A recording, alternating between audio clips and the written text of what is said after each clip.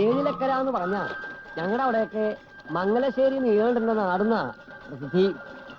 അതിപ്പോ ചില ദുർമാർഗങ്ങളുടെ പേരിൽ അറിയപ്പെടാനാ ചില നാടിന്റെ യോഗം. കായംകുളത്ത് രാജാവും കൊട്ടാരവും ഒക്കെ ഉണ്ടെങ്കിലും കൊച്ചുണ്ണി എന്ന് പറയുന്ന കള്ളന്റെ പേരിലല്ലേ പ്രസിദ്ധി? അതെ അതെ. അല്ല, ഈ നീലകണ്ഠൻ ഇങ്ങനെ തുടങ്ങിയാൽ എങ്ങനെയാ? തറവാട് കുളം തോണ്ടിട്ട് അടങ്ങുന്ന പറമ്പും പാടവും മറ്റുള്ള ഈ ദർബാരടിയെ അതിനൊരു അവസാനം ഉണ്ടാവൂലോ? കഴിഞ്ഞ ആഴ്ച വയലാളിക്കാവിലെ പൂരത്തൊന്നും തല്ലുണ്ടാക്കിയത്രേ. 16 ആളോട് ഒറ്റയ്ക്കും തല്ലിന്നാ കണ്ടോര് പറഞ്ഞത്. ആരാ ഇത് തച്ചുള്ളി ഉദയനോ?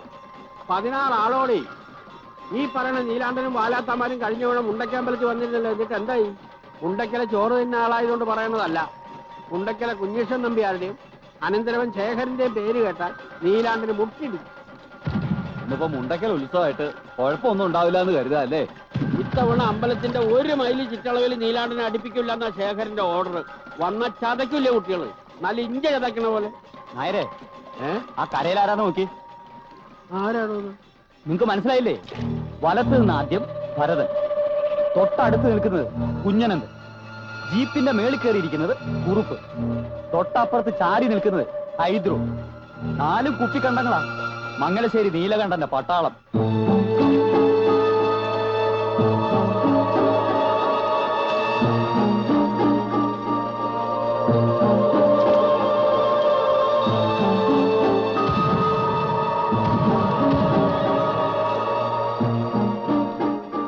ഇവരെന്തിനാ ഇവിടെ വന്ന് വെക്കുന്നത്?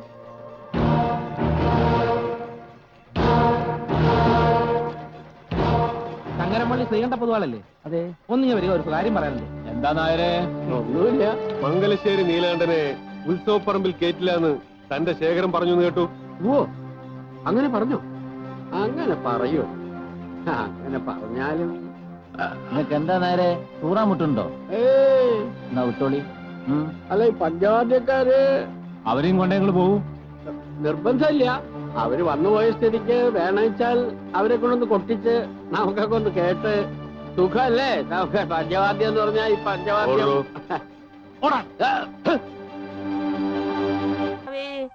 ദേവി മൂകാംബികേ ഭഗവതി രക്ഷിക്കണേ. അനിയനും ചേട്ടനും കൂടെ സമരം ഒത്തുതീർപ്പാക്കാനെന്നും പറഞ്ഞ് ഫാക്ടറിയിലേക്ക് പോയിട്ടുണ്ട്. അവിടെ ഇന്ന് എത്ര എണ്ണത്തിന്റെ കൈയും കാലും ഒടിയുമെന്ന് നിനക്കേ അറിയൂ. അധികം കുഴപ്പങ്ങളൊന്നും ഉണ്ടാക്കിക്കാതെ അവരെ ഇങ്ങ് എത്തിച്ചേക്കണേ ഭഗവതി. അനിയം ബാവേ മൂരാച്ചി, അനിയം ബാവേ മൂരാച്ചി, നിന്നെ ഞങ്ങൾ എടുത്തോളാം, നിന്നെ ഞങ്ങൾ എടുത്തോളാം. ചേട്ടൻ ബാവേ മൂരാച്ചി, ചേട്ടൻ ബാവേ മൂരാച്ചി, നിന്നെ ഞങ്ങൾ എടുത്തോളാം, നിന്നെ ഞങ്ങൾ എടുത്തോളാം. അനിയൻ ബാവയുടെ ഗുണ്ടായി അവസാനിപ്പിക്കുക, അനിയൻ ബാവയുടെ ഗുണ്ടായി അവസാനിപ്പിക്കുക, ചേട്ടൻ ബാവയുടെ ഗുണ്ടായി അവസാനിപ്പിക്കുക. എന്ത് പണ്ടാരാടാ അതിലെഴുതിയിരിക്കണേ? എനിക്ക് അത് വായിക്കാൻ പറ്റണില്ല. പിന്നെ ഇതൊക്കെ വായിക്കാനല്ലേടാ നീ 3ാം ക്ലാസ് വരെ 6 കൊല്ലം പഠിച്ചത്? ആഹാ, അന്ന് ഞാൻ പഠിച്ചതേ പഴയ അക്ഷരമാണ്. ഇത് പുതിയ അക്ഷരമല്ലേ? ഈശ്വരപിള്ളേ, എന്തോ അത് വായിക്കണോ? വായിക്കാൻ. ചേട്ടൻ ബാവേ കരിങ്കാലി, നിന്നെ പിന്നെ കണ്ടോളാം. അനിയൻ ബാവയുടെ ഗുണ്ടായുസ് അവസാനിപ്പിക്കുക, ചേട്ടൻ ബാവയുടെ ഗുണ്ടായുസ് അവസാനിപ്പിക്കുക.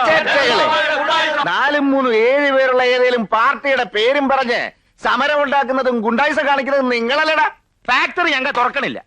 നിനക്കൊക്കെ ചെയ്യാൻ പറ്റുന്ന എന്താന്ന് വെച്ചാലേ അങ്ങോട്ട് ചെയ്തോ. അങ്ങനെ കയറി വെല്ലുവിളിക്കല്ലേ മുതലാളിമാരെ. ഞങ്ങളുടെ നേതാക്കന്മാർ വിചാരിച്ചാലേ ഇവിടെ പലതും നടക്കും.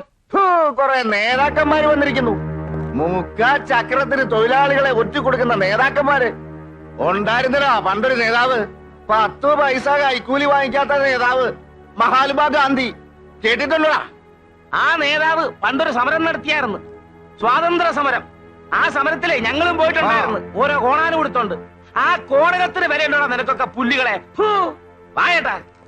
മുതലാളിമാര് പ്രസംഗിച്ചു പോകാമെന്ന് കരുതണ്ട. ഇന്ന് ഈ എഗ്രിമെന്റ് ഒപ്പിട്ടില്ലെങ്കിലേ ആയുഷ്കാലം ഈ കമ്പനി പൂട്ടി തന്നെ കിടക്കും.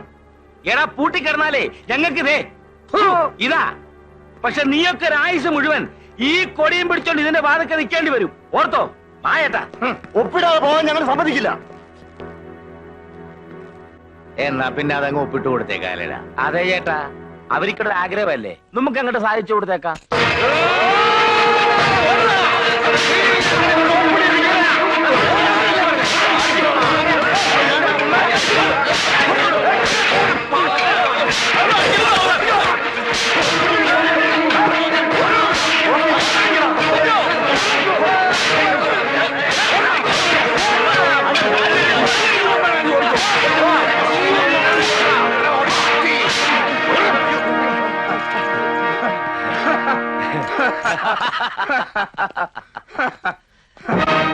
നിങ്ങൾ എന്തിനാ കരഞ്ഞു വിളിച്ചോണ്ട് വന്നത്?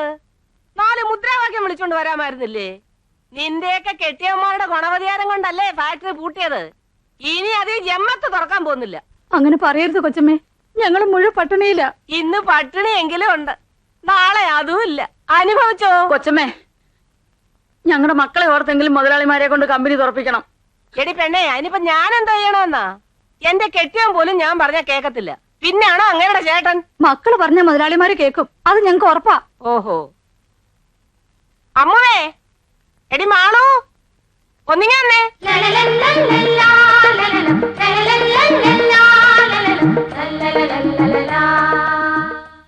ആ വരുന്നുണ്ട്. എന്താ ചെറിയമ്മേ?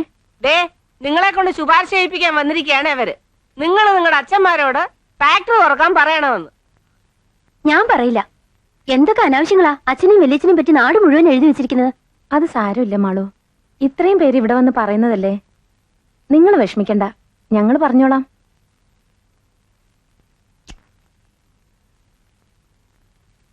ദേ, ചേട്ടൻ ബാവയുടെ മോള് അമ്മു വാക്ക് കൊടുത്തതാ. അച്ഛൻ വാശി പിടിച്ചാ എനിക്ക് ഈ നാട്ടില് തല ഉയർത്തി നടക്കാൻ പറ്റേണ്ടാവും. പെങ്കൊച്ചുങ്ങള് തലയിത്തിരി കുമ്പിട്ട് നടക്കണതാ നല്ലത്. ഇമാതിരി വലിയ കാര്യങ്ങളില് മോള് തലയിടണ്ട. അച്ഛൻ എപ്പോഴും പറയാറില്ലേ പഴയതൊന്നും മറക്കരുതെന്ന്. ആ പാവങ്ങള് അധ്വാനിക്കുന്നതിന്റെ ഫലമല്ലേ നമ്മൾ ഈ അനുഭവിക്കുന്നേ. എന്തോ? ഓ, ഒരധ്വാനക്കാര്. എടി, അധ്വാനിച്ചിരുന്നു. ഞാനും എന്റെ അനിയനും പണ്ട് അധ്വാനിച്ചിരുന്നു, ഒരുപാട്.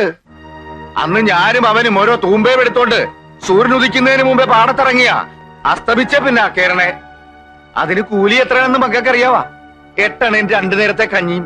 കഞ്ഞിന്ന് പറഞ്ഞാ പിഞ്ഞാണത്തിലൊന്നുമല്ല തരണത്. മുറ്റത്ത് 2 കുഴി കുത്തി അത് 2 ഇലയും വെച്ച് അതിലാ ഒഴിച്ചു തരണത്. ആ കഞ്ഞിയിലെല്ലാം ഒതുക്കി ആ 8 അണ ഞങ്ങൾ മിച്ചം പിടിക്കുമായിരുന്നു. ആദ്യം തുടങ്ങിയതാടി, അവിടുന്ന് ഉണ്ടാക്കിയതാടി ഇതെല്ലാം. അതേടി, ഒറ്റ ചങ്കും കരളുമായിട്ട് നിന്ന് ഞങ്ങ ഉണ്ടാക്കിയത് ഇത് മുഴുവൻ. ഇതൊന്നും ഒരുത്തന് മുമ്പിൽ ഞങ്ങ അടിയറവ് വെക്കൂല, ഒരുത്തന് മുമ്പിൽ തോക്കേയില്ല. തോക്കാൻ ഞങ്ങ പഠിച്ചിട്ടില്ലടി പെണ്ണേ. ഇങ്ങനെ വീമ്പ് പറയുന്നതിന് മുമ്പ് അച്ഛൻ ഒരു കാര്യം ഓർക്കണം. എല്ലാ സ്ഥാപനങ്ങളും അടച്ചുപൂട്ടിയാ നിങ്ങൾ ജയിക്കുമെന്നാണോ വിചാരം? സത്യം പറഞ്ഞ ഓരോ സ്ഥാപനങ്ങളായിട്ട് അടച്ചു പൂട്ടിച്ച് എല്ലാരും കൂടി അച്ഛനെയും വലിയച്ഛനെയും തോൽപ്പിക്കുക.